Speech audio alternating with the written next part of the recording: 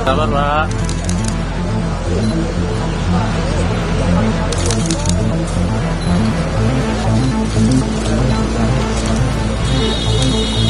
Kiri.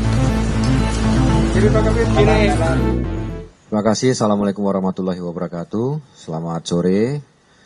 Rekan-rekan sekalian, mungkin seperti apa disampaikan di pembuka tadi oleh Pak Kabid Humas, beberapa hari belakangan ini kita semua mendapat berita bahwa ada terjadi suatu tindak pidana atau perbuatan melawan hukum terkait dengan penggunaan QRIS.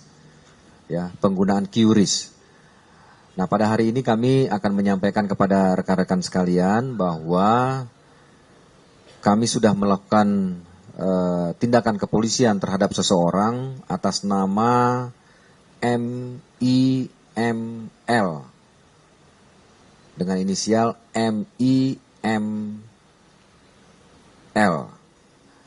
Yang bersangkutan adalah yang membuat atau meletakkan atau menempelkan QRIS di beberapa tempat. Berawal dari pada tanggal 9 April 2023 di Masjid Nurul Imam Blok M Square, salah satu marbot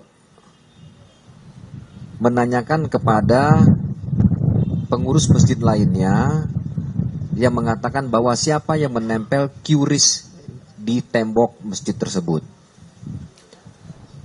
Kemudian saksi lain atau pengurus atau DKM masjid mengatakan dia tidak tahu siapa yang menempelnya. Kemudian dicek kembali di masjid tersebut, ada di beberapa tempat atau beberapa dinding telah tertempel QRIS tersebut. Nah, kemudian dari DKM masjid melaporkan hal ini ke salah satu polsek di Polres Jakarta Selatan.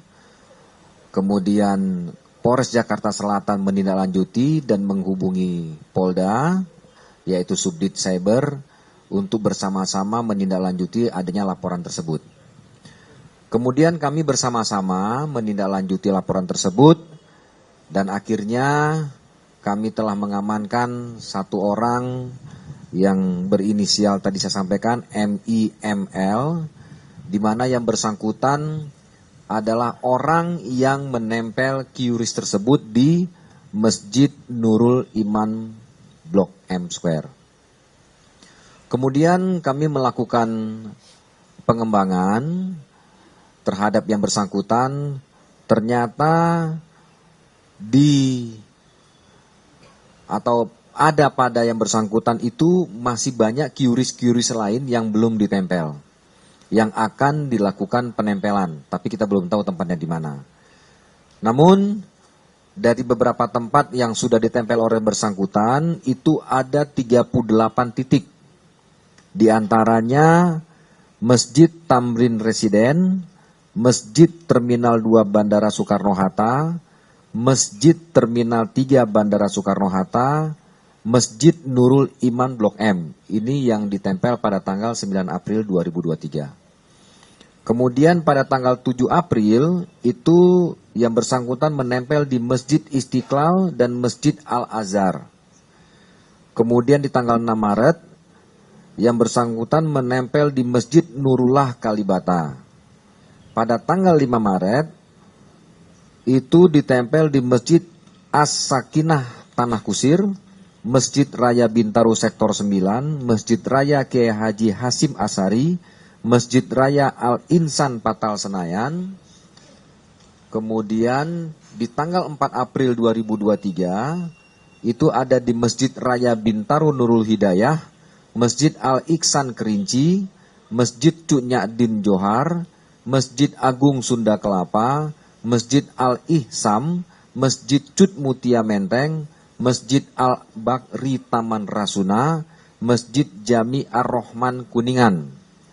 Tanggal 2 April yang bersangkutan menempel di Pasar Majestik, Masjid Nurul Hidayah Brawijaya, Masjid Darul Janah Wali Kota, Masjid Sarif Hidayatullah, Masjid Simpruk, Masjid Jami Kebayoran Lama ITC Permata Hijau. Pada tanggal 1 April yang bersangkutan menempel di Masjid At-Taqwa Sriwijaya, BSI Pondok Indah, BCA Majestic, BS Majestic, BSI Radio Dalam, BSI Panglima Polem, ATM Galeri Ayam Bulungan dan UNP, BCA Grand Wijaya, BSI Fatmawati, Masjid An-Nur Gor Bulungan, SPBU Pejompongan. Kemudian juga ada di beberapa tempat lainnya di masjid atau musola antara lain yaitu Pondok Indah,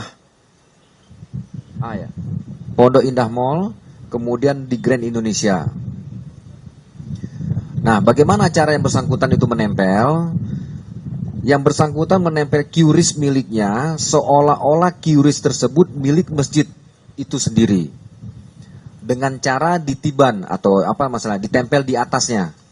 Ya, jadi kalau ini ada QRIS masjid, kemudian yang bersangkutan menempel QRIS-nya itu di atas QRIS masjid yang sudah ada. Seperti itu.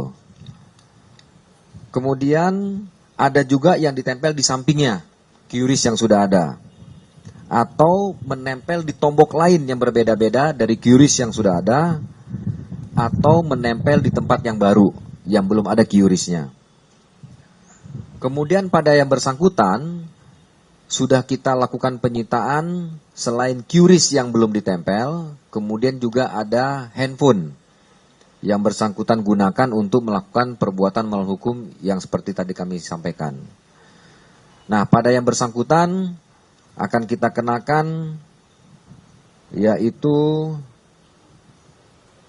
pasal 28 ayat 1 junto pasal 45A ayat 1 dan atau pasal 35 junto pasal 51 ayat 1 Undang-Undang Nomor 19 Tahun 2016 tentang perubahan atas Undang-Undang Nomor 11 Tahun 2008 tentang informasi dan transaksi elektronik dan atau pasal 80 dan atau pasal 83 Undang-Undang Nomor 3 Tahun 2011 tentang transfer dana dan atau pasal 378 Kitab Undang-Undang Hukum Pidana.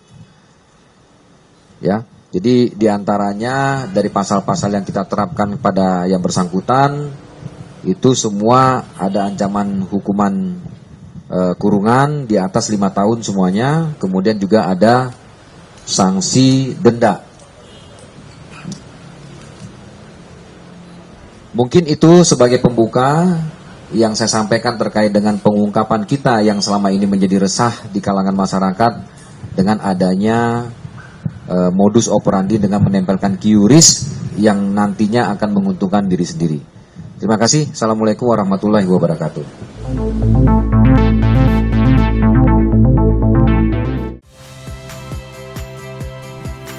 Saya Valeria Bella. Saksikan program-program Kompas TV melalui siaran digital, pay TV, dan media streaming lainnya. Kompas TV, independen, terpercaya.